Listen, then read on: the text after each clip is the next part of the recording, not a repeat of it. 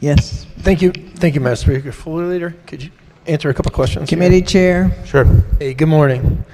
I'm looking at first on the conference report. It says page 1 talks about $1.2 billion of ongoing general fund revenue. Those are tax increases, correct? Those are general fund revenue.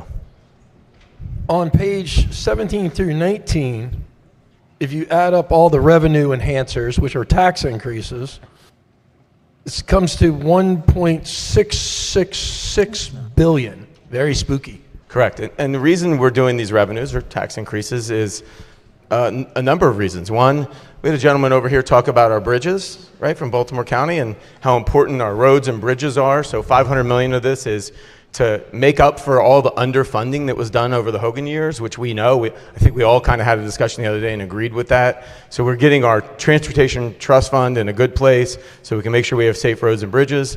And the other revenue that we have in here is, as you've rightly described, so we can avoid the real plan. It was a real plan, sure, but also what I've described as untenable or unacceptable plan to cut things like Medicaid for poor kids, things like education for poor kids. Wow. Things like education for special needs kids. So yes, that's where that revenue will be going. Also to help support things like restoration of our DDA funding, help support things like restoration of $15 million for cancer research that we know the federal government is slashing and burning. And so the state of Maryland, we're taking a different tack. So you have identified the ways that we are protecting those programs very well.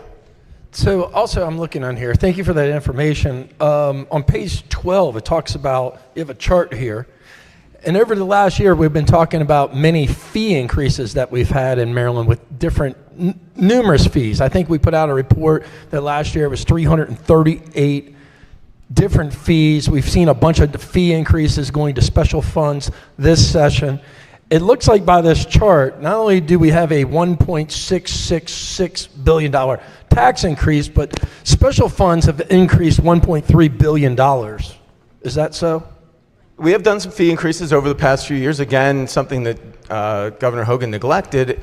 Things like protecting the Chesapeake Bay and our critical areas, those go into special funds for fees. I think we would all agree if we passed a fee in 1930 and never raised it, it's not much of a fee. We're not doing much critical areas or Chesapeake Bay protection.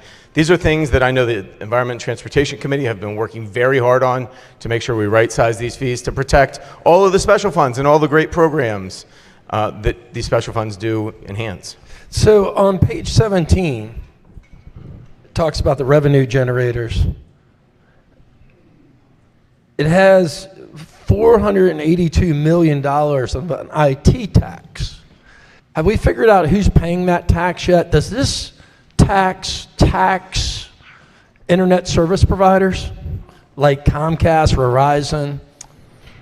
You know, I might have to Breezeline. defer to my friends. I'm not on the Ways and Means Committee, but I believe it does. If that works, that's fine. That does not. It does Fine. not?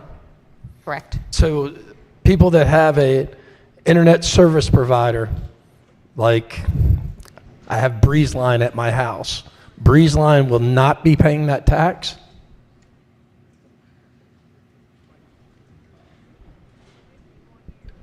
They will not. So how are you raising the revenue? Who's paying it? Who's paying? The $482 million is the largest tax bracket in here that's gone up on your conference report. Who's paying that? That is a sales tax on digital services, IT services, and data and IT services and digital services. Can you give me an example of a company that will be paying this? Like there's a lot of different IT services out there. We had a couple years ago, we pushed a 6% sales tax on the app. So like on now when you get your Netflix bill, you have a Maryland tax on that. I'm asking for an example of who's paying this. So for example, a web hosting, a business paying for web hosting service, a business paying for data storage, those types of services.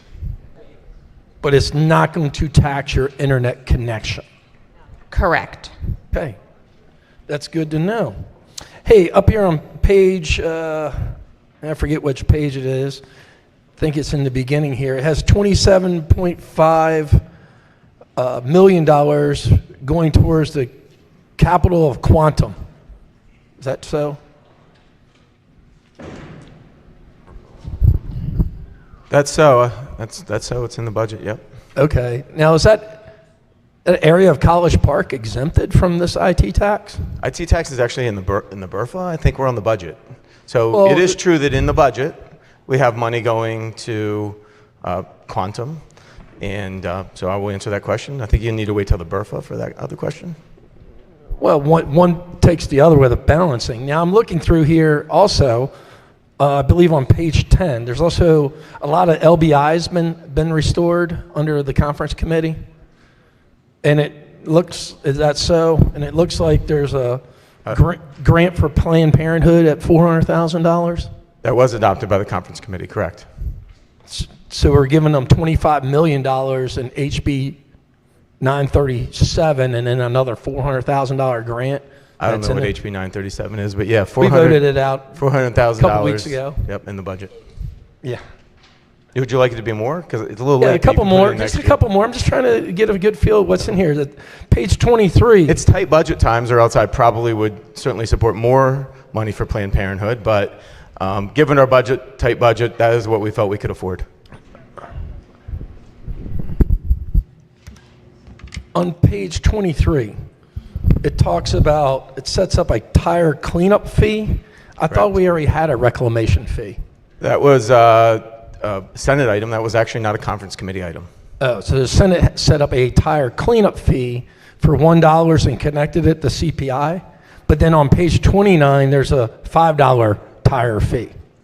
So it's now $6 a tire, one for the cleanup, $5 more. There is the way I understand it, a $5 tire fee. Was adopted by the Senate. It was concurred upon by the House in conference committee. What we did do, though, you're happy to know, is that we directed that money to where all transportation money goes, the Transportation Trust Fund. So that was the conference item that we did adopt. That was the difference. I thought it was reported that that was stripped out under conference committee. No, it stayed in. It will go But to that the money does go to transportation- the Transportation Trust does. Fund. Okay, that's good to know. Thank you. That's all the questions I have now. Okay, thank you. Thank you, Madam Speaker. I'll save my further remarks on the BRFA, so appreciate it. Thank you. Yes. Thank you, Madam Speaker.